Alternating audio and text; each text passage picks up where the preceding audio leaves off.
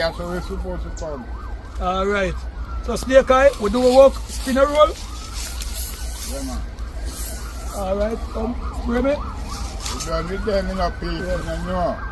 I don't have the court of them and know what I'm going down because Kartel will come and road. Real boss, yes. Alright, free Kartel. Road. Yeah, man, see that? Road. Vybz Kartel road. We were chatting. Okay, boom, viewers, welcome back to the channel. Subscribers and running know the thing set. We're blessed. Hope you're having a wonderful day today. But you know my style. One bag and one I gotta continue giving them daily updates on the people you see and don't see on the screen. That's why it's extremely important to watch the end so you don't miss a thing. And with that being said, let's just kick it off with this saga with the DPP, because as you all heard today, she basically got fired. You see me, I said, the Supreme Court ruled that, you know, her being in the position she is today is illegal and unconstitutional. You see me, I said, so you know what that means. A lot of people that she found guilty during her illegal tenure can now find grounds for an appeal. You see me, I said, and this is why you need to follow the law, you know what I mean?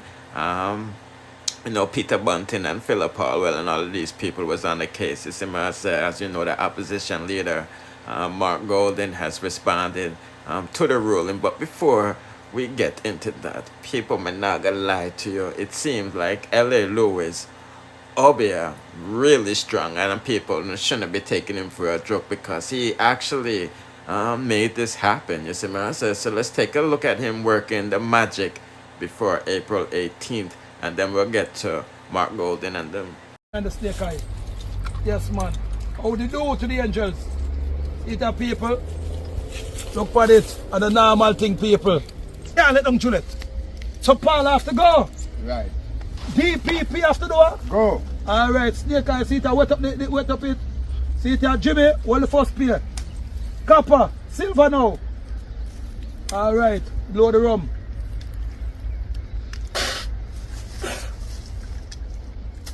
Come Snake Eye, hold the foot. We now come to clear this. Hold the next boat. We now come to clear which is the 18th or what today. Alright. Hear the ancestors them. Okay. You can work up your one ancestors. April. Yes. Okay. So people, So people Paula LLYWEN, she got to go. have to go. Yeah, son.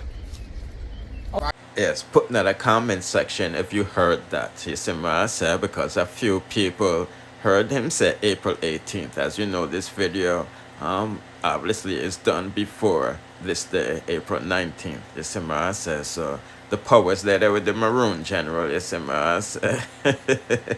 Boy, oh boy, oh boy. So you know, bro, God is next, his side. So with that being said, let's take a listen to what Mark Golden and the rest of the crew has to say about this ruling with the DPP. And should not be reviewed as, I don't want to speculate on that issue. I think in light of paragraph 172 of the judgment handed down today, that would be a most unwise thing for Miss Llewellyn to do.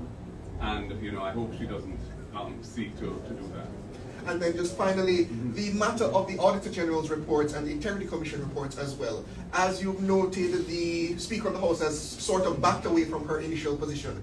Does the PNP see a need, if potentially, to bring it further to, say, a court as you have done in this matter?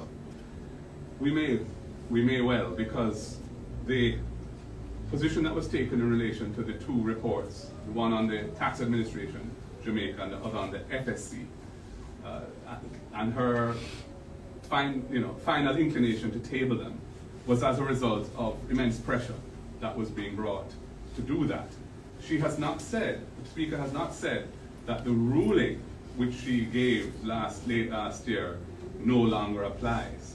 And that suggests to me that they will continue to seek to be able to delay the tabling of reports. And I must tell you that I believe the motivations behind that are entirely political. And I think it's quite wrong. So to the extent that this matter remains unclear and uncertain, we may have to seek clarity on it. I know, why not settle this in the Standing Orders Committee? I realized there was a meeting scheduled, I believe it was last week, which did not happen. Why not settle it there? the reason for that is that the basis upon which the ruling has purported to be made is not to do with the standing orders. It purports to rely on an interpretation of actual legislation, which we feel has been wrongly interpreted, which is why we want to see the Attorney General's opinion, because we don't think that the Attorney General's opinion supports that ruling. If it did, I'm sure we would have seen it back when the ruling was made. The fact that there's this prolonged resistance to share with the Parliament and the members of Parliament the opinion of the Attorney General's chambers on a matter very important to the Parliament is abhorrent, poor governance, and should not be allowed to stand. I should have said though in relation to the Standing Orders Committee that we are going to be present at that committee sitting. We have some far-reaching proposals to make, especially in relation to the role of the Speaker. The government is a majority, and I suspect we might not be successful, but we're going to press for substantial amendments to the standing orders and to allow the opposition. There are some issues, for example, private members' motion. It's Jackson, the party leader. We have been trying to get the opposition to initiate certain things. Those have been stoutly, strongly prevented by the government.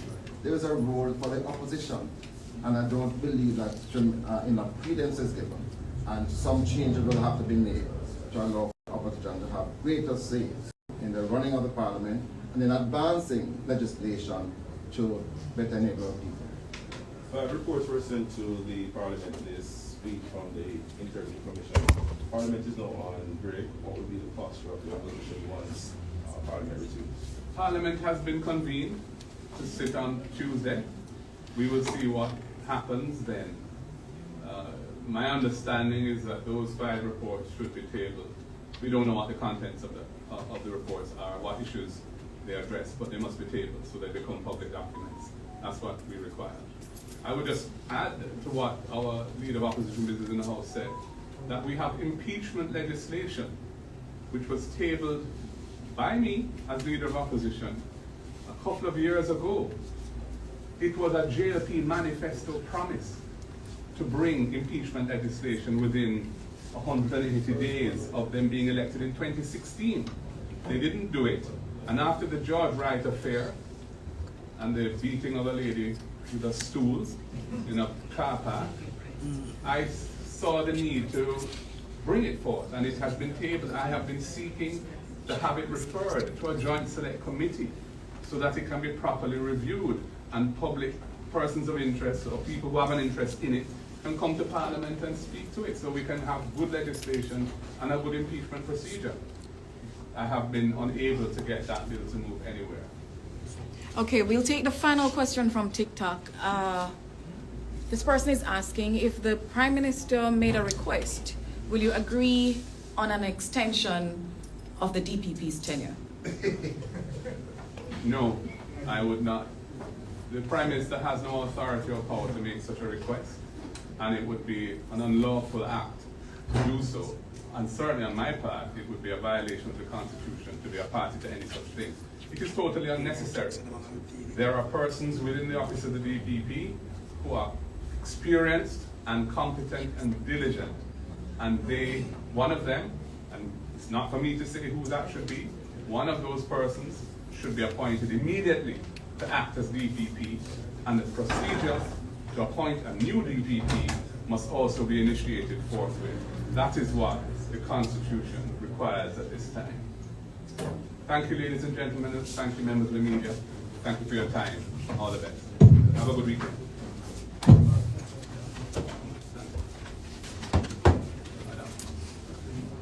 Yeah, put in the comment section what you think about that. As you know, like I said, the JLP, government is looking to file an appeal. You see what I'm saying? This might go to the Privy Council. You see what I'm saying? And this is why I don't understand black Jamaicans, because this is the same Privy Council lords them was upset ruling in Kartel's favor. No, them are gonna beg for justice for the DPP. Anyway, people, if you want to see the longer video with the, the press conference with Mark Golding, Philip Powell, and Ting, swing over to my Mixup and Things channel and subscribe and hit the notification bell to be notified when I drop it over there. So it's not up there yet. I'm Jamaican, give me some time, and it is Friday, you feel me? But me just let you know what I go on for not to go and see my answer. Bless.